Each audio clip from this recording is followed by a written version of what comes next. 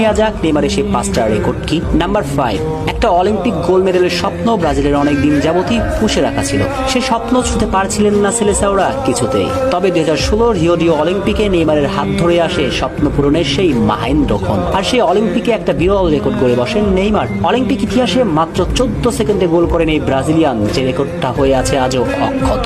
Number 4, ওই যে একটা ব্যালন ডিওরের জন্য নেইমারকে নিয়ে নানান কথা বলা হয় না, মেসি রোনালদোর শ্রেষ্ঠত্বের জানান দিতে ব্যালন ডিওরকে সামনে টেনে তোলা হয়। কিন্তু তারা হয়তো জানেন না নেইমারই একমাত্র ফুটবলার যে কিনা ইউরোপের বাইরে থেকে ব্যালন ডিওরের সেরা 10 জনে জায়গা পেয়েছেন।